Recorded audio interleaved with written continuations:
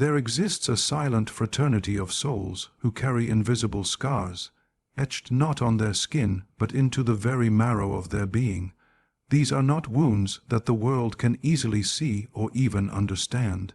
They are the result of trials that go beyond ordinary pain, deep suffering that transforms the very architecture of a person's psyche. This kind of pain is not something one simply gets over. It becomes part of the individual, molding the soul like fire tempers steel. Today, I invite you to explore 13 subtle signs that reveal whether you are one of these rare beings, someone who has walked through the fires of anguish and emerged not unburned, but profoundly altered. You walk into a room and feel more than what is said, more than what is seen, more than what others register in passing glances or distracted words, because you have lived in places where words meant nothing and silence held the truth, and through that, you learn to listen with more than your ears, to see with more than your eyes, to sense with more than just the logic of your mind. And it wasn't something you asked for or were taught in comfort. It was something carved into you through repeated disappointments, betrayals, or moments of fear when you needed to know who was safe and who was dangerous, when you needed to detect even the slightest shift in someone's tone, in their breath, in their body language, just to survive emotionally or even physically. And over time, this sensitivity became not just a tool, but a part of your nature, so finely tuned that even you sometimes wonder how you know what you know, why you feel what you feel when nothing obvious has been spoken. And this awareness, though it sometimes overwhelms you, is also one of your most powerful traits, giving you a kind of inner compass others don't understand, one that allows you to walk into someone's emotional weather and know instantly if there's a storm brewing, if there's sadness hiding beneath their practiced cheer, or if there's unspoken anger coiling under the surface of their words. And this gift is not just about survival anymore. It is about connection, empathy, depth, and healing, because now you don't just detect danger. You detect pain, longing, truth, and you hold space for others in ways that make them feel seen, even when they don't know how to name what they're feeling. Because you do not fear silence, because silence has been your companion in the loneliest hours, in the nights when no one came, in the days when your pain went unnoticed, and during seasons of your life when words could no longer hold the weight of what you carried. And through this, you came to understand that silence is not empty or cold, but full of meaning, full of echoes, full of whispers that the noise of the world drowns out, and where others feel discomfort and rush to fill the quiet with chatter or distraction, you sit with it, lean into it, welcome it like an old friend who understands you without needing you to explain yourself, because in silence you have found clarity, in silence you have met yourself without distortion,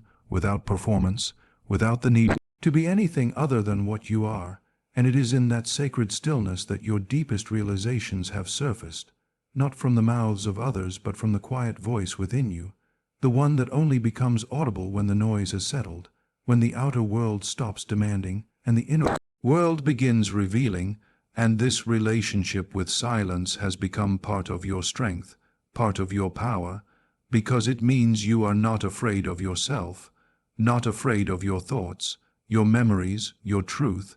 and you have learned that what is unspoken is often more real than what is said. That presence matters more than words, that understanding does not always require sound, and because of this, you can sit beside someone who is breaking and say nothing, and still offer them everything, your silence becoming a shelter, a balm, a mirror that allows them to feel held, not by your voice, but by your being. You no longer chase happiness the way others do because you've tasted the kind of sorrow that makes surface-level joy feel hollow, fleeting, artificial, and instead of chasing moments that sparkle for a second and fade just as quickly, you seek something deeper, something rooted, something that doesn't evaporate when circumstances change, because you've learned that meaning sustains where pleasure cannot, that purpose feeds the soul in a way excitement never could. And this shift didn't come from reading books or following advice. It came from the breaking, from hours when you questioned everything, from the emptiness that made you ask why you were here at all, and in that darkness, You realized that what gives life its shape isn't the pursuit of feeling good but the search for what matters, for what aligns, for what resonates beyond the temporary, and so now you move through the world differently, drawn to people and places and experiences that offer authenticity rather than thrill, substance over stimulation, truth even when it's uncomfortable rather than comfort built on illusion. And though others may not understand why you don't light up at the same things, why you don't run after every opportunity that promises fun or freedom or fame, it's because your soul has been refined by pain into something that no longer settles for shallow waters, and this hunger for meaning isn't a loss, it's a rebirth, a realignment with what is eternal, because once you've suffered deeply, you no longer fear discomfort in the same way, you no longer need to escape yourself through distractions, and you begin to see that real joy often comes cloaked in quietness, in connection, in growth, in giving, in the kind of beauty that doesn't shout for attention, but waits to be seen by eyes that have learned how to truly look. There was a time when you stood on the edge of despair, so immense it felt like the ground beneath you would vanish, like the very fabric of your being was unraveling.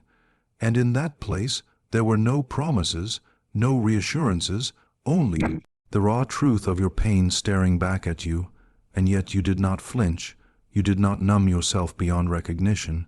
you did not lie to yourself about what you were feeling because somewhere deep inside, even if faintly, you understood that turning away from the abyss would mean turning away from a part of yourself that needed to be seen, to be heard, to be witnessed without judgment, and so you faced it, trembling maybe, broken certainly, but still present, and in doing so, you learned that courage is not the absence of fear or grief or darkness, but the willingness to stay conscious within it, to breathe through it, to let it move through you without letting it define you. And that moment, though invisible to others, was a defining one, because after that, you carried something within you that no book could teach, no teacher could give, a kind of inner knowing that only those who have danced with despair understand, and this knowledge doesn't make you harder but deeper, doesn't make you cold but clear, because now when others speak of suffering, you do not pity them from a distance. You recognize them, you meet their eyes and say nothing, because you know that words are sometimes too fragile for that kind of pain, and your silence says everything, because you have walked into your own abyss and emerged with the quiet strength of someone who knows that survival is not always loud or triumphant, but sacred and soft and utterly real. You do not judge others harshly, because you have been misjudged, misunderstood, and mislabeled in your most vulnerable moments, and you remember how it felt to be seen only in fragments, to be reduced to a reaction, a mistake, a weakness without anyone bothering to ask what led you there, what pain you were carrying, what stories lived behind the moment they used to define you. And so now when you encounter others in their brokenness, in their contradictions, in their messiness, you pause before placing them in a box, because you know that people are not what they appear to be at a glance, that beneath every outburst is a wound, beneath every silence is a secret, and beneath every defense is a history too heavy to carry alone. And you don't look at people through the lens of black and white anymore, because life has shown you too many shades of gray, too many moments where you've had to hold both the light and the shadow in your own self, and this awareness softens your gaze, not out of naivete or weakness, but because you've seen what cruelty masquerading as righteousness can do to a soul, how much damage can come from assumptions made without listening, from opinions spoken without understanding, and you no longer rush to conclusions because you value context over judgment, questions over answers, empathy over control, and when others reveal their flaws, their anger, their despair, you don't flinch or flee because you faced your own and survived. And this gives you the rare ability to sit with people in their humanity, to witness them as whole beings not because they're perfect but because they're trying, and that, to you, is always enough reason to choose compassion over condemnation. Your humor carries a trace of melancholy not because you are bitter, but because you have seen the strange intersection where laughter meets sorrow, where joy and grief hold hands in the quiet corners of the soul, and your jokes, your timing, your smile often come with that subtle weight, that softness that suggests you're laughing not because life is easy, but because it has been hard, and you learn to find light anyway. And when people hear you laugh, they sometimes sense the depth behind it, the echo of nights when laughter was the only medicine you had, the only way to rise above the heaviness that threatened to drown you. And over time this kind of humor became your shield, your sanctuary, your rebellion against despair, because in the face of darkness, choosing to laugh became an act of survival, a silent declaration that you would not be consumed by what tried to break you, and your sense of humor is not cruel, not dismissive, but tender, perceptive, and honest in a way that surprises people, because it reveals truth wrapped in wit, sorrow disguised as a punchline, and wisdom tucked into irony. And those who truly listen to you when you're being funny often find themselves feeling seen in unexpected ways, comforted by your ability to name what hurts without making it heavier, to lighten the load without pretending it doesn't exist. And this is what makes your presence healing for others, because you remind them that it's okay to carry grief and still laugh, to feel everything deeply and still smile, to live with the memory of pain and still create joy, not because everything is fixed, but because you've learned that joy created in darkness is often the most sacred kind. You are not afraid of being alone, because solitude was once your only companion, not chosen out of luxury but necessity, because there were seasons when no one stayed, when no one truly heard you, when your pain echoed back only to yourself. And in that silence you began to meet parts of you that others never cared to know, the hidden chambers of your heart, the shadows of your past, the quiet voice within that had so long been drowned out by noise and distraction. And while loneliness cut deep, it also carved space for something more sacred, a connection with yourself that could not be broken by absence or rejection. And so now, when others run from their own company, filling every gap with people, sound, or tasks, you sit in the stillness with ease, not because you never feel the ache of wanting someone beside you, but because you no longer confuse solitude with emptiness. And in that stillness you've found your clarity, your creativity, your grounding, your resilience, and you've discovered that solitude isn't something to escape but something to enter, where truth speaks without interruption and healing happens in ways crowds could never offer. And now you walk through the world with a different kind of power, one that doesn't need constant validation or attention, one that isn't threatened by silence, one that knows how to listen deeply because it has learned to listen inwardly. And people may not understand how you remain centered when alone, how you draw strength not from applause but from presence, not from company but from wholeness. And it's because your solitude is not a void. It is a sanctuary, not a punishment, but a return to your essence, where you are never truly alone, because you are fully with yourself. You find beauty in the broken, because your eyes have been trained by pain to see what others overlook, to notice the cracks in things and understand they are not flaws but fingerprints of survival. And when you encounter something worn, imperfect, weathered by life, you do not turn away but lean closer, because you recognize the language of resilience etched into every scar, every faded corner, every jagged edge. And it speaks to a part of you that has also endured, that has been torn and mended and reshaped by sorrow. And while others chase the flawless, the polished, the pristine, you are drawn to the raw, the unfinished, the vulnerable, because you know that beauty isn't found in perfection but in truth, in the honest marks of what has been lived through. And you see the same in people, ones who carry their past in their posture, who laugh with a tremble, who speak with a hesitation that tells of battles fought and burdens carried.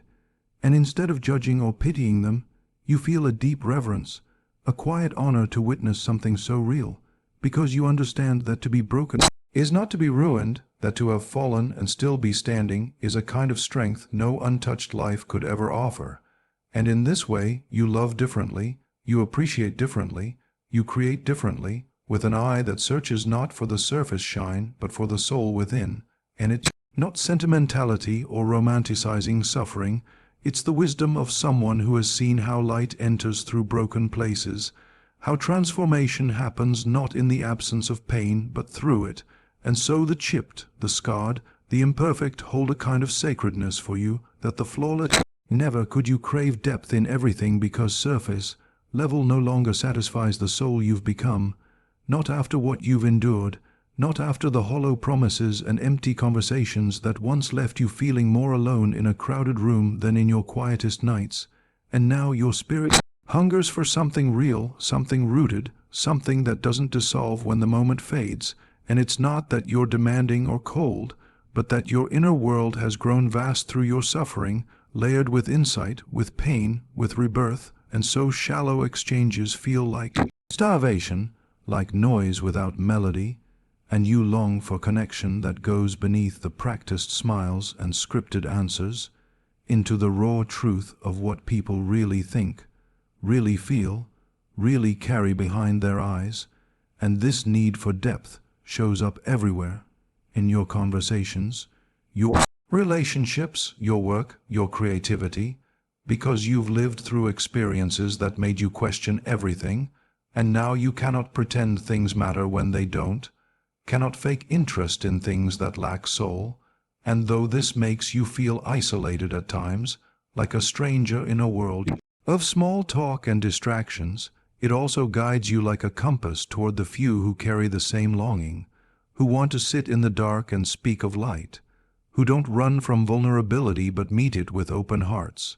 And when you find those connections, they're not fleeting, they are sacred, profound, unforgettable, because they echo the truth you've always known. That depth doesn't just nourish, it heals, and you would rather sit alone in silence than speak 1,000 meaningless words, rather wait for something real than settle for something shallow,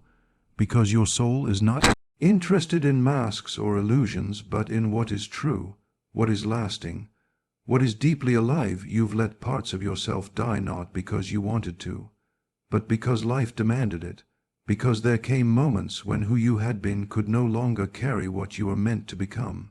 And though others might see change as a choice, for you it was survival, it was surrender to something greater than the image you clung to. And it didn't happen all at once, but through quiet unravelings, through nights spent mourning versions of yourself that once felt like home, through realizations that shattered illusions you built to feel safe, and each time you let something go, a belief, a dream, a relationship, a mask, it felt like a small death, a loss that left you hollow before it left you free.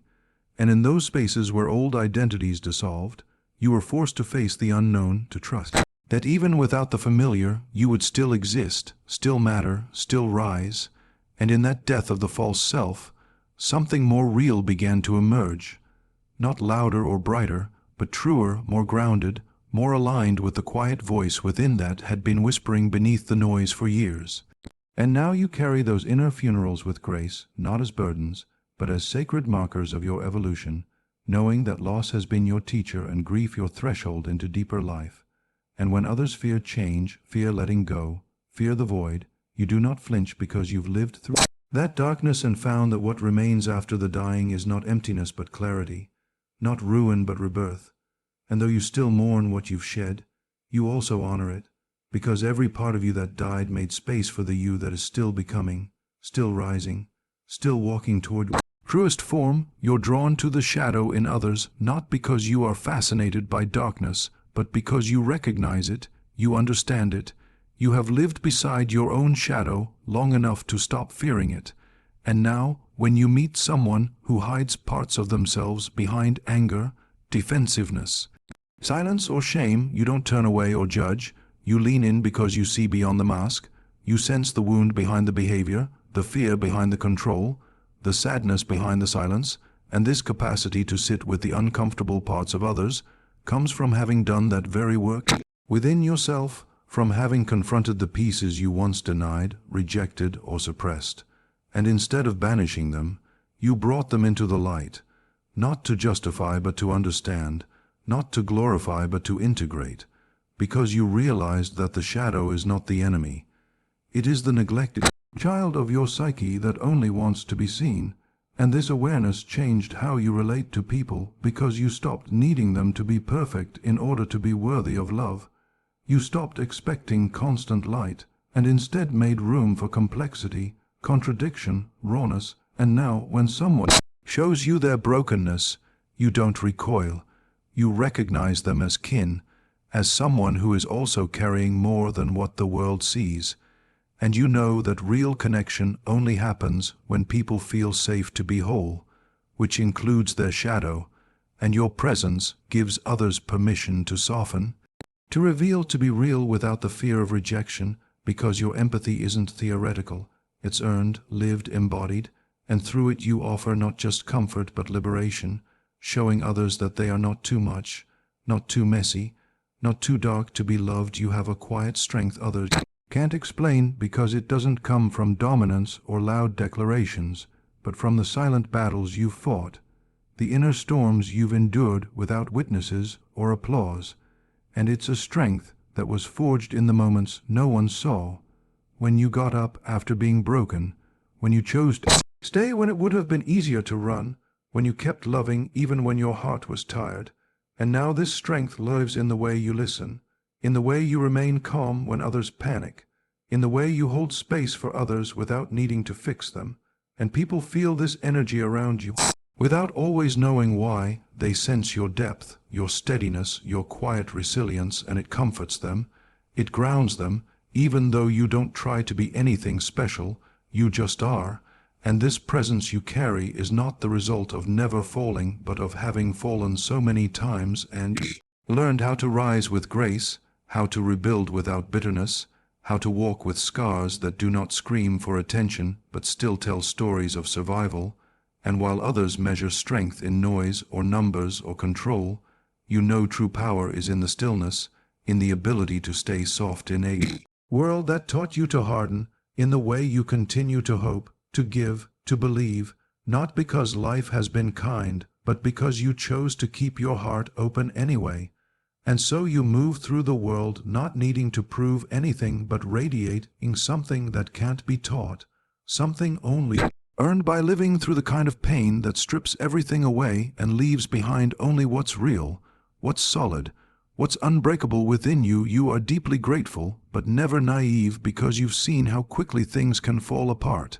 how love can vanish, how safety can dissolve in a single moment. And so your gratitude isn't born from comfort but from contrast, from knowing the ache of emptiness, from having walked through chapters where nothing made sense, where even breathing felt like a burden, and that memory stays with you, not to haunt you, but to remind you how sacred the smallest blessings truly are. And now when someone is kind to you, when the sun touches your face, when a moment of peace finds you, you don't take it for granted because you remember the days when those things felt impossibly far away. And while others rush through life in search of what next, you pause to cherish what is, not because you've never wanted more,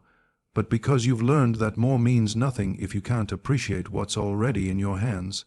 And yet, despite this deep sense of gratitude, you are not blind, you are not easily fooled, because suffering taught you to see clearly, to read between the lines, to sense when something is false, no matter how beautiful it appears. And this balance between openness and discernment makes you someone rare, someone who loves with both hands but watches with both eyes, someone who gives freely but knows when to walk away, someone who holds joy close but doesn't pretend pain doesn't exist. And your gratitude doesn't silence your truth, it gives it more weight, because it comes from a place of earned wisdom. And this is why people feel something different around you, something sincere, something strong but soft, because your gratitude is not a mask for denial. It is the light you chose to carry after walking through your own darkness. To suffer deeply is to be initiated into the mystery of life. It is to carry the burden of knowing and the blessing of seeing. If you have recognized yourself in these signs, then understand this: your suffering was not in vain. It has given birth to a depth within you that no shallow joy could ever rival. The world may never fully understand the quiet power you carry. But know this: you are not broken, you are refined, not ruined by pain, but transformed by it. And in a world terrified of suffering, your presence is proof that even the darkest night births the most radiant dawn.